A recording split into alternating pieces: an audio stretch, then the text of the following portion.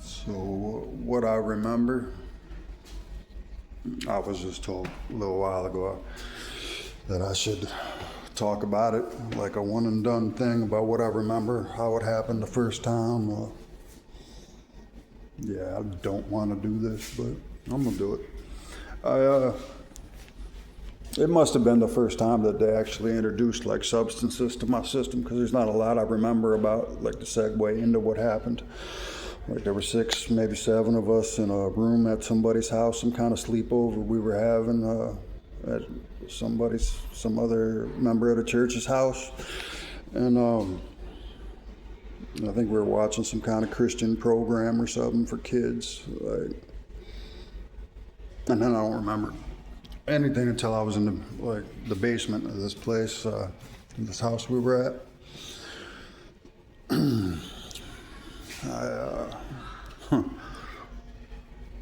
Yeah, everything was black. There was darkness. There was like flashing of it was weird because these people were really against like secular TV or worldly TV, they called it. And again, we're talking about Charismatic Faith Assembly, the church in Milwaukee, Wisconsin. At the time, there was only one. Like I said, they met 3-4 times a week in the basement of a Chinese buffet place. But yeah, I mean, throughout the week, there's always these sleepovers at nights and stuff. And they were parties, is what it was for the adults. You know, looking back now. But anyway, to the basement. But in the background, I remember the Wizard of Oz. Like it was something with, I mean, maybe it was, maybe it wasn't, maybe it was all in my head. I don't know. But I remember the screeching monkeys. Maybe that was a memory I was summoning up to cope with it, or maybe it really happened, that part. I think it, like, I want to say it like it really happened. That's how I remember it. But, so I remember,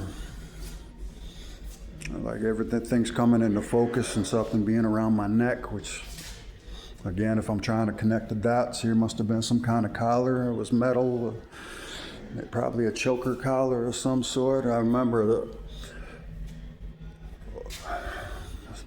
big blonde-haired chick, and she had her long flowing like dress on from the waist down, but was completely topless. Big old fucking Midwest milk jug titties. And I remember her name. I'm not gonna say it. Not right now. I remember her name.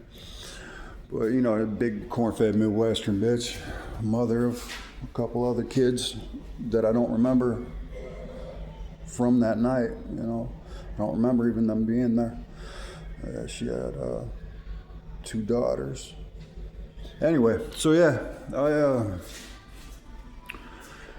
don't know how long I'm gonna, like, this is a one-time thing because I'm not gonna provide entertainment for some kind of pedophiles and shit, but I remember that, and the lady having a leash in her hand and being on my belly and being like lifted up. People were trying to like get me to stabilize on all 4s, but I remember the smell of shit and piss, which must have been mine. Yeah, fucking metallic smell of blood. It was sticky everywhere. Excruciating pain. And the pain just like I said, but there were drugs in my system of some sort, because the pain just like slowly just consumed my body. But I was just like a fucking wet noodle. There was a lot of fucking whispers and grunts, and I assumed there were other kids down there with me. I don't know how many. I don't remember much of that at all, but and I remember, I mean, there was nothing. Like, I'm fading in and out. I remember just being manhandled, and then I wasn't feeling anything again, and like, these people didn't believe in doctors. So, I mean, I never was like taken to the hospital or anything. I don't remember anybody ever being taken to a fucking hospital. I mean, they're perfect fucking pedophile cover, like, besides trafficking us under the guise of going to like these religious conventions, these evangelist things, hotels and shit, to be passed around to these people, like, because it was perfect for them because they also believed in faith healing. Like, doctors were out of the fucking question for anything. My older brother, he was a teenager, but like it was so, like he had broke his fucking wrist or something while before he joined the Navy and before he was 18, and my mom wouldn't sign consent papers to have him admitted to a hospital or to get treatment at an ER because she was so brainwashed into that faith healing shit. Like, he got it done. Like, that's a whole nother story, but like what happened to me that night, I had to recover from naturally.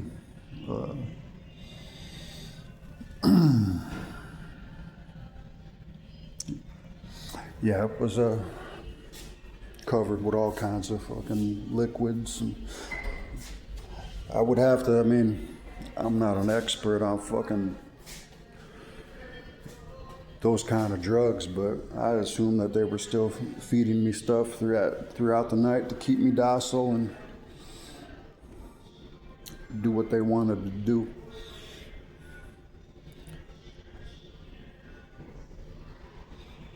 Like, even right now, I'm having like a physical reaction to the thought of this. That was just the first time. But I mean, it was weeks before I recovered, probably longer than weeks, more a month or so, I don't remember a lot of bruising or anything, just a lot of strange marks on my body, not being able to sit down. A lot of tears. My mom just not addressing anything, not looking me in my eyes. When she did, it was like she wasn't really with me anymore anyway. I mean, after they did that whole casting the demons out of her thing, she was fucking broken and just offered me up on a silver platter. But you would think that I would have been, I mean, this was the 80s, like, as an 8-year-old child, I never really got hip to not drinking or eating the things that were put in front of me. Not like refusing that was ever going to be an option anyway, or I'd be disciplined and have the shit kicked out of me. What a fucking, they call it, I mean, they started with the paddle. My mom started with a paddle given to her by the church, which was really like, well, a really thick piece of wood in the shape of a paddle, but it was pretty brutal. But heaven forbid, like, one of them wasn't close enough. I mean, I got metal spoons, dowels, the tomato stick plant, the plants they used to grow tomatoes with, the stick they used to put in the ground so tomato plants grow straight, dowels, I think they're called. And then big ass metal cooking spoons more than once. Leashes, like,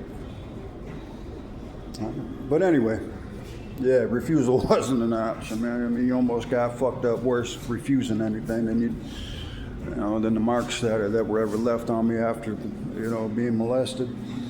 Well, yeah, I mean, there were a couple kids that came to church covered head to toe with bruises, but they weren't allowed to talk about it. The ones that tried to like rebel or mouth off verbally or tried to, I mean, the older kids, these were kids that were older than me. I remember one kid, Doug, like literally he was a walking fucking bruise. Like, his father beat him. I mean, it was whispered about among us kids, but like we didn't let anybody hear us. Like, we didn't know what it was about, why Doug wouldn't talk about it. Eventually, like weeks later, he just vanished from the whole congregation. To this day, I don't know where that dude went, but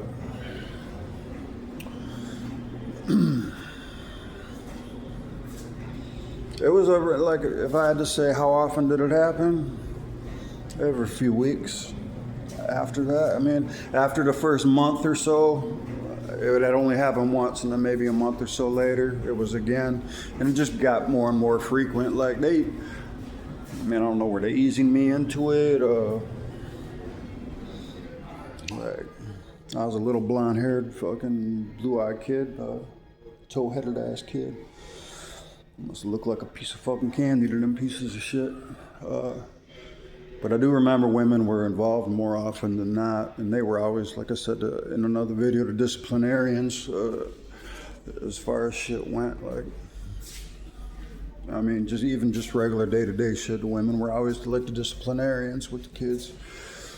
The men were just, they just told they were the ones giving the orders. But, not everybody, I can't believe that everybody in that congregation was guilty of acts of pedophilia. But you'd have to be fucking stupid, like retarded stupid, mentally disabled to not know what the fuck was going on. I remember the very first treatment center thing that I was sent to, Child and Adolescent Treatment Center on Watertown Plank Road, on the north side of Milwaukee. And I'm going to mention this, I'm sure, a couple other times, incidents at this particular place, because, I broke out of the joint every time. It was a secure facility, but, I was busting out triple plate glass windows in the middle of the night on more than one occasion to leave this place. But what was I? Still like 10 years old when I was there, right before my 11th birthday. Well, no. That would have been after my 11th birthday. It's count time. So we'll wrap this little video up. But remember, the shrink, they put me in front of this fucking shrink, and he asked me these questions, and I refused to talk to him or anybody else. Like, I just for an hour once a week, I'd lock my eyes on the goddamn wall and refuse to tell him why I was doing the things I was doing, why I was running, why I was acting the way I was acting. Yeah, we'll get into more of it later. It's count time, and these dick eaters gonna want me to get somewhere where I'm supposed to be. So until next time.